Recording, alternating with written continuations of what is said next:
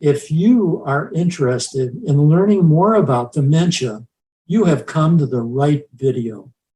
Did you know that more than 55 million people worldwide live with dementia? And there are some 10 million new cases every year. So most of us have family or friends who have been impacted by this. Today, we have a special guest expert who will share her insights and personal heartfelt experiences with her mom's dementia. Welcome, friends. It's Bob and Fran, octogenarians and healthy aging proponents. Our guest is our friend and esteemed author, Deborah Shouse.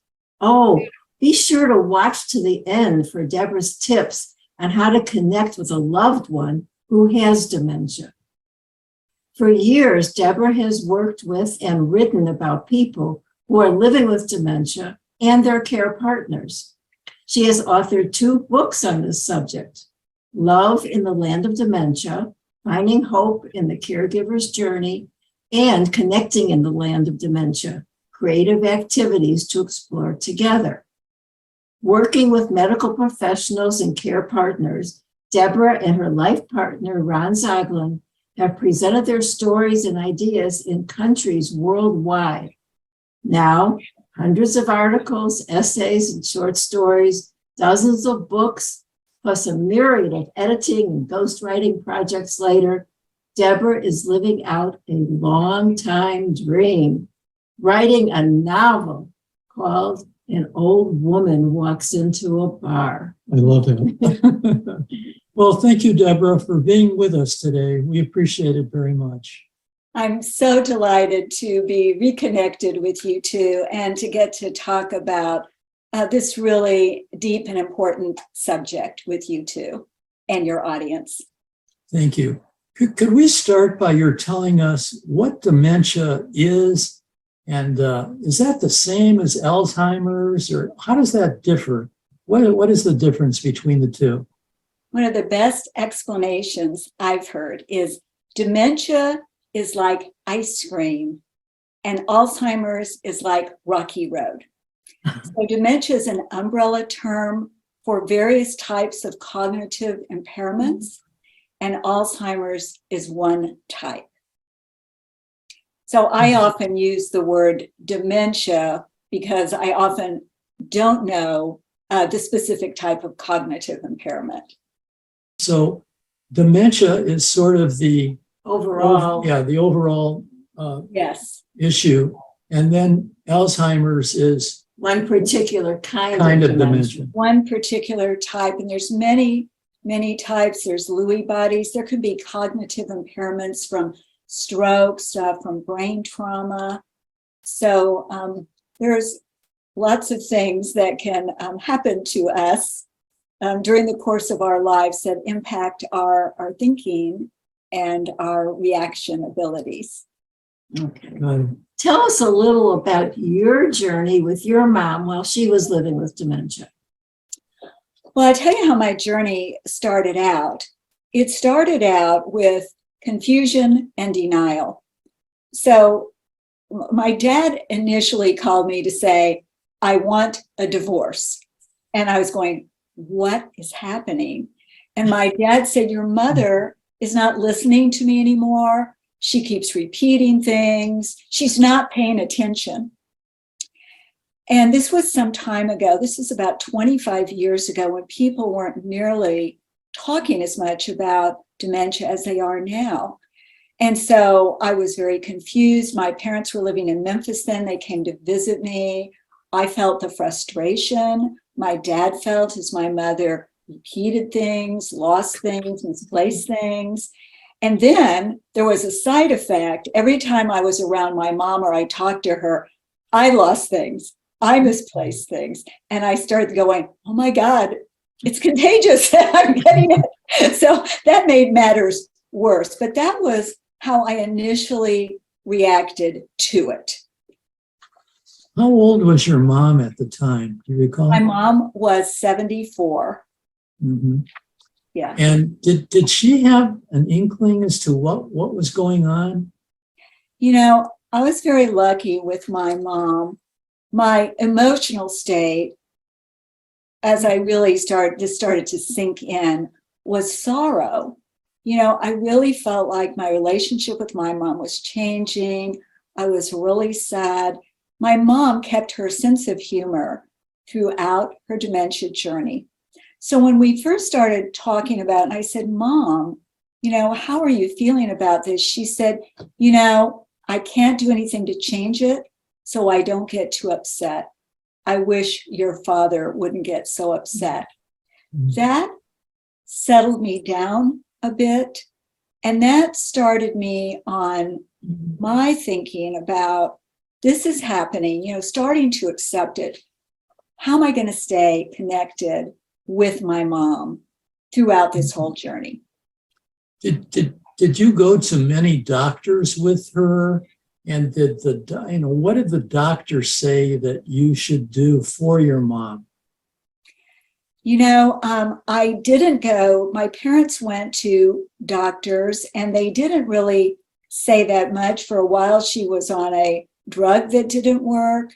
Where we were really helped is through our Alzheimer's Association. We had an amazing social worker there who really explained to my father and mother and me, here's what's happening with your mom. It's not her fault. Here are the ways you can support her. And that helped us, all of us, a lot. Was that a big turning point in your life? Yeah. That was a turning point, and also just my acceptance finally of, okay, this is how things are. How am I going to stay connected with my mom?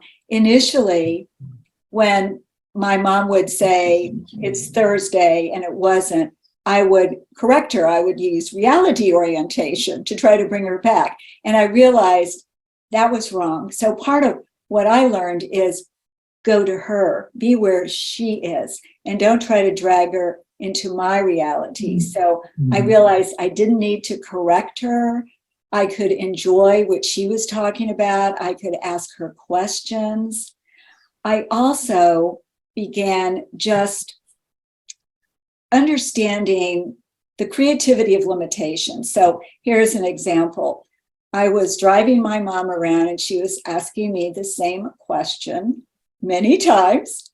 And I had this thought that there is an inherent creativity in limitation. And so I decided I'm going to answer the same question a different way every time. And that helped me. I thought this is a creative practice. The other thing was that I became a spokesperson for my mom. I saw her unease in going into a group of people. And I took her to a birthday party of a friend of hers. And it was like, I was her comfort there. And that felt really meaningful to me too. If somebody asked her a question and she couldn't quite answer, I could answer, because many of her friends didn't understand. And I'll tell you one more thing that happened as we were talking about repetition. She came to a party at my house with my friends. And at the end of the evening, one of my friends said, your mom is so interesting. She told me about being a nurse in Iceland in the army during World War II. Well, this was a story I had heard about 1,000 times in the last month. So I had kind of zoned out on that story. But hearing it from my friend, I thought, my mom is a really interesting story. This is a signature story. I need to pay attention and listen freshly every time. So those were a little bit of my evolution. Good. Deborah, how did you take care of yourself during this challenging time? Fran, that is such a good question. I think it's a challenge for every care partner, no matter who they're caring for, is putting yourself first as best you can. So I had a list of 10 quick things that cheered me up. And I kept that list with me at all times. They were simple things like go on a short walk, talk to a friend, eat chocolate, read a page of a book, easy things. And I tried to do at least a couple of them every day. And that was very helpful. And I also talk to people. And I think that's, a lot of times in the beginning, I didn't. I thought I can do this by myself, but it's not good for us to do stuff by ourselves. And most of us have fabulous, compassionate friends. And so once I started telling my friends what my mom was going through, they were very helpful. And that made a big difference. Yeah. Well, was there any support groups or any organizations besides the Alzheimer organization that maybe on a local level that you were able to take advantage of? Well, that is a good question. There were local support groups through the Alzheimer's Association then, and even here today where we live, the University of Kansas has a support group for care partners and people who are living with dementia. I have attended both of those, and they're both, it's fabulous to just be together with other people to talk.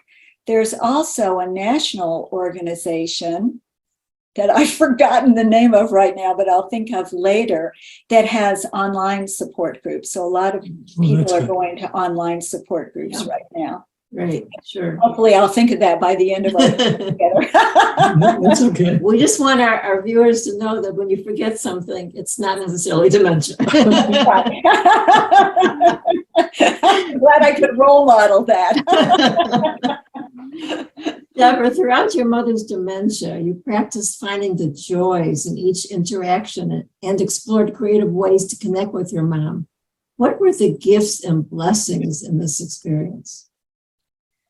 Well, that is something I love to talk about because I think there's a social stigma. There's certainly a fear about dementia. And I certainly had it too.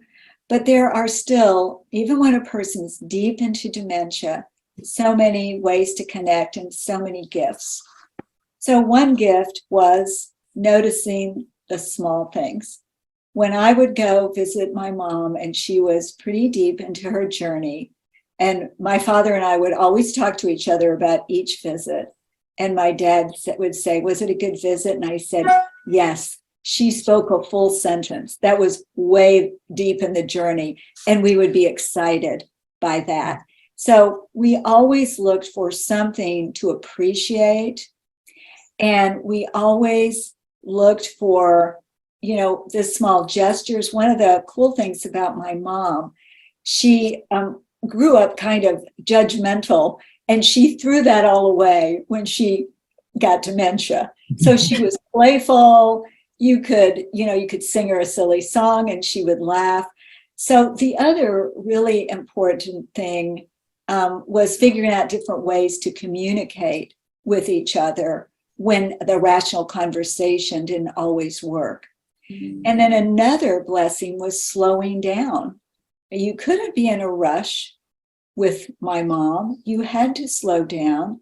And that was a very wonderful thing for me. So the other part was a closer relationship with my dad, who, I'd always been, talk to your mother if you need something, my dad would say, typical of his generation, perhaps. But now he had to talk to me because my brother was living in Japan. And even though he was a vital part of this, I was my dad's everyday person. So we became close in a way we hadn't been before. And also getting to talk to other caregivers and friends about what was happening was important. Let me just interject this question. Yes. During this time, did you start working on your books? Did you start getting an outline or start writing your books? That is an important question to ask. All during this time, I was writing because that was a big source of comfort for me. Mm-hmm. So what I was doing was sort of documenting everything that was happening between me and my mom and my dad. And since I'm an essayist part of the time, I turned those into personal essays. And I was just writing them for my sanity. But there was a moment where I was invited to do a reading And I thought, I am going to read one of these essays. And it was the signature essay of my book, Love in the Land of Dementia. I was very nervous to read this essay. I hadn't really talked to very many people about what was going on, and it was a crowd of mostly strangers. And after I read the essay, so many people came up to me and said, my sister, my aunt, my father, they all had people who were living with dementia, and they wanted to talk about it. And that was a moment where I realized I need to be sharing this.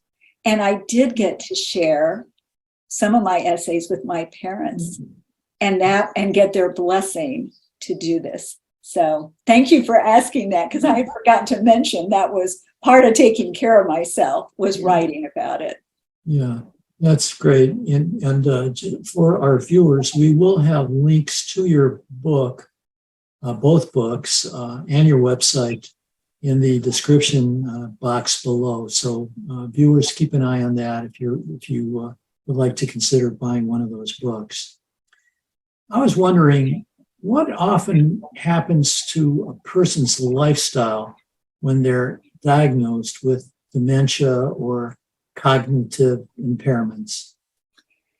Yes, I have interviewed a lot of people fairly newly diagnosed, and it can be a very traumatizing experience because instantly your life is changed. And sometimes, you can't drive, you can't keep your same job. People start treating you differently because they're worried they're going to make a mistake. And so it's really important to help people stay as connected to their everyday lives, the things they love, as possible. One of the things is I've spent a lot of time with people living with dementia, with care partners, and we all want the same things. We want to have family and friends we love and who love us. We want to have purpose and meaning, and we want to have fun. And so our job as friends, family members, and care partners is to help people continue the things that bring them purpose and pleasure. That's great. Really good. Deborah, at the beginning, we promised our viewers that you would have some ideas that you can share with them to help connect with a loved one who has dementia. I would love to do that. One key thing is kind of what we are just starting to talk about, being flexible and helping people adapt their hobbies and the things they like to do. They talk about a cognitive ramp. So if you've broken your leg and you have to go up steps, but there's a ramp there, chances are you'll choose the ramp. And so it's our job to help think of cognitive ramps to help people continue on. I have a great example from a person who loved to play golf. And when he could no longer walk the golf course, he rode around in a golf cart with simpatico friends. When that didn't work and he couldn't play at all, his daughter would take him out in the early morning after they cut the golf course and the smell of the new mown grass was in the air, and he would just enjoy the experience. Nice. Then they got him a putting green inside. When that didn't work, they'd watch golf together on TV. So the key is to know, what do people love? Like if people are quilters, what do they love about quilting? Do they love sitting in a circle with friends? Do they love the fabric, the colors? There's so many different ways we can help people adapt. Another important tip is purpose. So what gives people a sense of purpose? For some people, it's as simple as being part of the household, helping cook, helping take care of a pet, gardening, something that helps people feel useful. And another thing is staying connected with nature. And that can be as simple as taking a tour of your yard. It can be as simple as bringing nature indoors with pine cones and flowers and doing art with those. Or we have friends who rearranged their whole living room because they were bird watchers. And when they couldn't go out into the early morning forest, they put bird feeders up. They got their binoculars. They had their thermos of coffee and their bird books, and they recreated the experience in their living room. So those are a couple of overall tips. And one more, if we have a moment, is music. So music is a key component for helping people stay connected to themselves and each others. And there's a fabulous website, Music and Memories, which helps people learn how to make a personal playlist. There's an amazing movie called Alive Inside that shows you firsthand the power of personal music. And that's another great way to stay connected. Excellent. Really good. Good stuff. Deborah, how does sharing your dementia journey benefit you, your family, and your community? That's a beautiful question. For me, it demystifies the experience of having dementia. It makes it less isolated. It helps create community. And that's what I learned when I shared that essay. And Ron and I have traveled all over sharing the essays with caregiver groups. And it doesn't matter what country we're in, what translators we have, we're all sharing the same experience. So it makes it normalize the experience. It gives us comfort. It lets us express the things that are joyful and meaningful to us. But it also helps reduce the social stigma and the fear that people have sometimes around being around people who are living with dementia. Sure. I'm curious, what were a couple of 2 or 3 countries that you had some really interesting experiences in sharing your knowledge? Well, I think one of my favorite moments, we were in Istanbul. And we were in this, it was roiling hot. We were in a little room in their Alzheimer's Society, packed with people, sharing our stories with a translator. And afterwards, a man came up to me and said, "Your story is my story." And I still feel like crying when I tell you that. It was such a moment of connection. Yeah. Your story is my story. And then we were in Florence, in a beautiful old church. And the priest said, "The person with Alzheimer's is the pupil in God's eyes." Oh, beautiful. And I love that. I mean, that really stayed with both Ron and I. Fantastic. And then one other thing, our first time sharing, we were in New Zealand, and we read the stories, and one person came up and said, "I really like your accent." Oh, but I don't have an accent. I was thinking, I really like your accent. So we have just found it such a connecting point to be able to do that, to open up your heart, to talk about your honest feelings, and it really invites people to do the same. That's wonderful. Yes. But now, before you go, Yes. you have to share a little bit of the story about your novel. I would An love old woman walks into a bar. I know.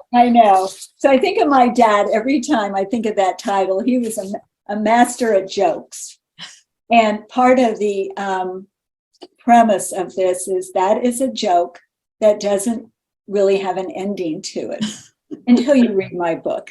So this is a story that I finished finally during the pandemic when my whole life changed. So many of our lives changed. And I'll just read you my little blurb for it because I love to share it with people. It's a feel-good story that has a lot of meaning in it. So I've got nursing a beer at a local bar in the middle of a day. Grace wonders if she has anything left at age 78. Widowed and retired from teaching, she has discovered renewed purpose by spearheading a free community preschool. But when she's ousted from the project by a younger superstar fundraiser with a dark secret, Grace faces another quandary. Should she be true to herself or do whatever it takes to reach her goal? Before she can answer that question, she's off catching a thief, flying across town on a Harley, turning into a YouTube sensation, and maybe, just maybe, falling in love again. Grace puts a new twist on an ageless joke. Who knows what will happen when an old woman walks into a bar? Yeah. I had a really good time writing the book, and so far people have been having a really good time reading it. So Right. I'm so glad you asked me about it. Yeah. Well, I want to remind our viewers that we're going to post links to Deborah's website and all of her books. So check the description box below. And also, if you could drop us a comment or a question, I'm sure that we can get Deborah to respond to some of your queries. And finally, Absolutely. that would be great. Finally, we'd love for you to click the link to one of our upcoming videos that you'll see in a few seconds. And we'll see you on the next video very soon. Thanks for watching today, guys. Bye for Bye-bye. now.